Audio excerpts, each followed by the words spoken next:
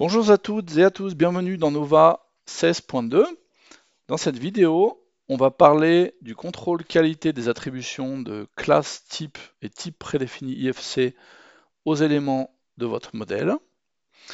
Euh, Sachant qu'à partir de la version 16.2, vous avez au moins deux manières de gérer ces attributions.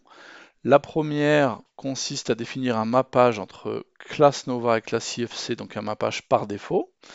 Et la deuxième consiste à forcer localement, c'est-à-dire pour un ou plusieurs individus du modèle, l'attribution à un niveau quelconque. Par exemple ici, voilà, je vais forcer juste pour cet élément le type prédéfini. Maintenant, on s'imagine que lorsqu'on a un modèle qui contient plusieurs milliers, voire dizaines de milliers d'objets, une vérification manuelle, par exemple via des étiquettes, c'est pas très pertinent, bien évidemment. Donc on va avoir recours à une autre méthode qui va vraiment nous garantir les attributions de l'ensemble des objets, chose qui va devenir nécessaire lorsqu'on a des cellules de BIM management qui vont porter, on va dire porter, pardon, qui vont porter un œil critique en fait sur le contenu de votre modèle. Donc là, dans ce cas-là, ça va être important avant d'envoyer votre modèle, de tout vérifier, voilà, de manière fiable. Donc, pour contrôler nos attributions, on va utiliser les attributs libres. Je ne vais pas rentrer dans les détails de la méthodologie, elle est décrite dans la fiche technique 5.4. Elle est décrite de manière complète, cette méthodologie. Voilà. Donc moi, je vais vous montrer le raccourci et surtout l'objectif et le résultat. Donc, d'abord, je vais noter sur un bout de papier les trois variables qui correspondent donc à la classe IFC, au type prédéfini IFC. Ces variables, je peux y avoir accès en effectuant un clic droit sur un objet quelconque, clic droit info.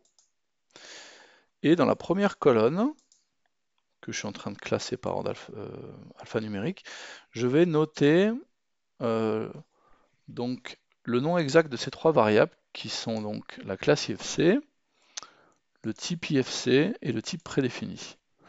Petite remarque au passage, pour les éléments électriques, je crois que la variable s'intitule autrement. Voilà, donc il faut définir une règle particulière pour les éléments électriques, au moins pour le type prédéfini. Donc j'ai noté mes trois variables donc telles que listées dans la première colonne, la colonne nom, et ensuite, via un clic droit sur le nom du projet attribut libre définir, je vais aller définir trois attributs libres d'après règle. C'est-à-dire, je vais aller créer, par exemple par lot, en cliquant sur le signe plus, là en partie médiane droite de l'écran, je vais pouvoir créer un nouvel attribut. Et cet attribut, je vais le créer de la manière suivante. Je vais lui donner un nom, par exemple classe IFC, et ensuite je vais en fait saisir au clavier la chaîne de caractères qui correspond en fait à la variable qui m'intéresse, que j'ai notée tout à l'heure. Avec au passage une petite remarque concernant donc la syntaxe. Vous voyez qu'en préfixe en suffixe, on a ajouté l'espèce de barre verticale là. Voilà. Donc ça veut dire quoi? Ça veut dire que bien l'attribut libre va automatiquement être rempli avec la valeur de la variable correspondante. Ce qui va donner le résultat suivant. Donc là, encore une fois, je vais un peu vite, mais tout ça, c'est décrit dans la fiche technique 5.4. Donc les résultats, c'est celui-là. Maintenant, pour les objets de mon modèle, si je fais clic droit, attribut, eh bien, chacun de mes trois attributs que je viens donc de définir va être automatiquement rempli avec la valeur qui m'intéresse. Voilà. Et maintenant, c'est presque terminé.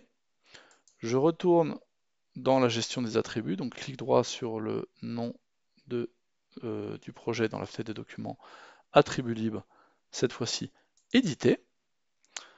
Et donc je vais me retrouver, donc là je vais sélectionner le ou les dessins de mon projet qui contiennent le modèle. Et là en fait je vais me retrouver avec un aperçu tabellaire de l'ensemble de mes objets. En bleu à droite, on a nos trois attributs libres. Et donc je vais pouvoir tout de suite identifier lorsqu'il y a des problèmes de cohérence. Alors typiquement, commençons par exemple par classer la colonne type prédéfinie. Donc typiquement, ce que les managers n'aiment pas trop, c'est par exemple les objets avec le type not defined. Donc vous voyez, en double-cliquant sur la ligne, je peux immédiatement zoomer sur le modèle et contrôler, voire modifier cette attribution.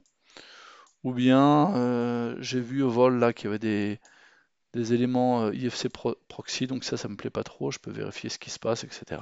et modifier mon modèle en conséquent. Voilà donc pour cette petite présentation donc, du contrôle qualité des attributions IFC aux éléments de mon modèle. À très bientôt!